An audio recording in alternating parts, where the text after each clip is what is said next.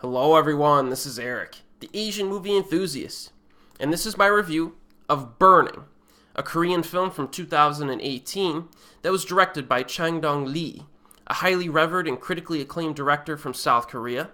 Now, I previously reviewed one of his earlier films, Oasis, in a separate video on this channel, but the hype and critical acclaim for Burning has been pretty intense and widespread. Even some critics who typically do not cover Korean films have included it on their list of best films of 2018. It has a ton of reviews online, and it actually made the shortlist for Best Foreign Language Film at the Academy Awards, but it missed out on receiving an actual nomination. So this is definitely one of the most talked about Korean films from the past few years. So Burning is based on a short story by international best-selling author Haruki Murakami. It's essentially an examination of a young man named Jongsu, a frustrated introvert whose already difficult life is complicated by the appearance of two people. First, there's Haemi, a spirited woman from his childhood, who offers a romantic possibility, and then Ben, a wealthy and sophisticated young man. Now, Jongsu's confusion and obsessions begin to mount over the course of the film. So there are a handful of different themes and mysteries that are presented in this one, but the most impactful and interesting element for me, personally, was the underlying friction between the characters. So Jongsu is romantically interested in Haemi, but this Ben guy is a potential obstacle. As a viewer, you can understand Jongsu's frustrations because he seems to be competing with a guy who has an advantageous social status and also a nonchalant attitude towards the situation. Almost like he doesn't care about or value what the protagonist is trying to achieve here. So for example, Ben is wealthy, and there's a discussion in the film where he basically just says, you know what, I don't know if you could consider it work. I just kind of play around, in life. It's really not a distinguishing feature between play and work anymore in my life, which is kind of a slap to the face of the protagonist, right, who has failed to earn a successful career despite graduating from college. Now, the same is true with this guy's attitude towards the girl. He's so nonchalant towards her and doesn't really seem to appreciate her that much, but she's kind of interested in him, which is a slap in the face to Jongsu, who has failed to earn her interests significantly and romantically outside of just being a friend most of the time. So you have this very strong underlying friction between the characters that's portrayed in a very realistic and compelling way, and it anchors the film. And that's really the foundation of the film in my eyes as I was watching it. And it's a good foundation because I found it to be probably the most interesting aspect of the whole film. Now, Burning touches upon some other subjects as well, like the unemployment of young professionals, which is another theme that reaches beyond the borders of South Korea. It's a problem in many countries around the world. This film seems to very briefly explore it, but it does explore it a little bit from different angles. It doesn't just blame society for lack of opportunities, because our protagonist is kind of a procrastinator.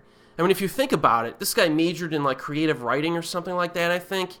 And how much does he actually write throughout the course of this movie? Practically nothing. So it's a situation where you have this character who's very unmotivated much of the time, it seems like. In fact, all three of the main characters seem very lethargic and unmotivated towards life in a lot of cases. That's kind of what I got out of it. A little bit of an aimlessness of youth, I guess you could say, was a theme that I got out of this. There are other little mysteries as well, like, is there a cat that exists in this girl's apartment? There's kind of a reference to this cat that exists in her apartment, but you don't really see it very often, and you're kind of wondering, what's going on here? I did watch an interview with the director that's on YouTube. Some of the people in attendance at a screening to this movie were really prodding him for answers to questions like this. The mysteries of the film and what the answers are, and he just kind of shrugged them all off.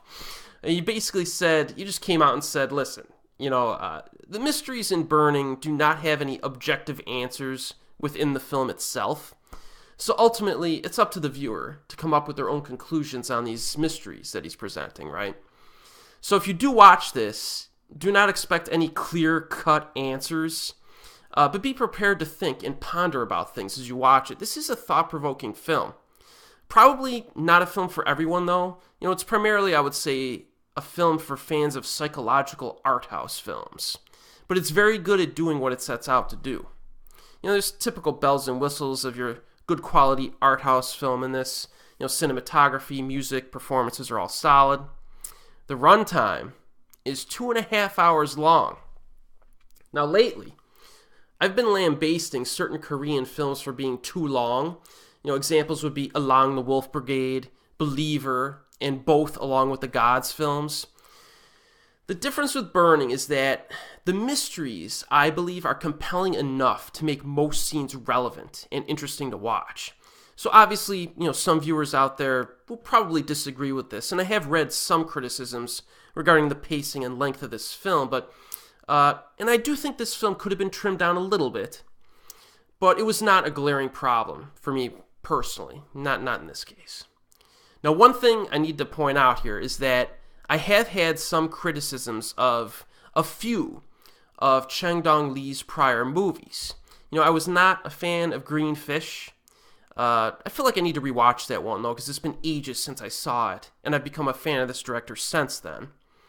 And also Poetry, which I believe was this director's last film from like 8 years ago.